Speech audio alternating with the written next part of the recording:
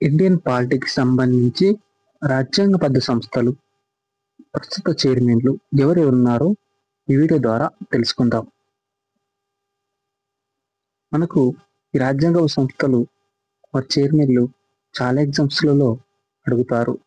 RRB exam కావచ్చు, మరియు కేంద్ర రాష్ట్ర ఏ ఎగ్జామ్లో కూడా ఈ క్వశ్చన్స్ డైరెక్ట్గా అడగడానికి అవకాశం ఉంటుంది. నేషనల్ ఎస్సీ కమిషన్ ప్రస్తుత చైర్మన్ కిషోర్ మక్వానా. అయితే నేషనల్ ఎస్సీ కమిషన్ గురించి 338 ఆర్టికల్ తెలుపుతుంది.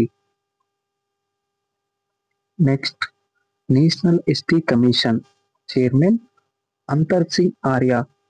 అయితే నేషనల్ ఎస్టీ కమిషన్ను 2003లో 89వ రాజ్యాంగ సవరణ చట్టం ద్వారా ఏర్పాటు చేశారు. 338A article national ST commission గురించి వివరిస్తుంది.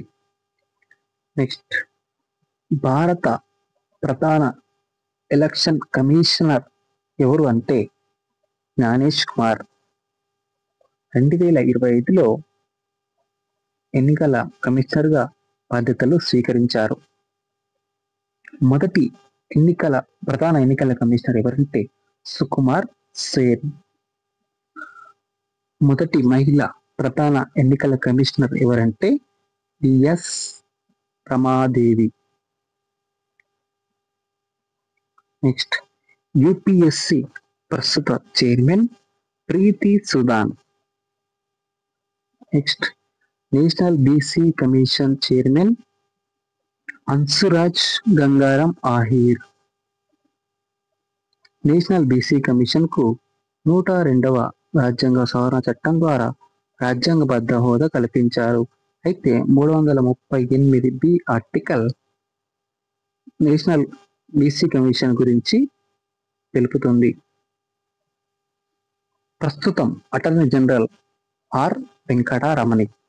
అటార్నీ జనరల్ గురించి ఆర్టికల్ 76 తెలుపుతుంది.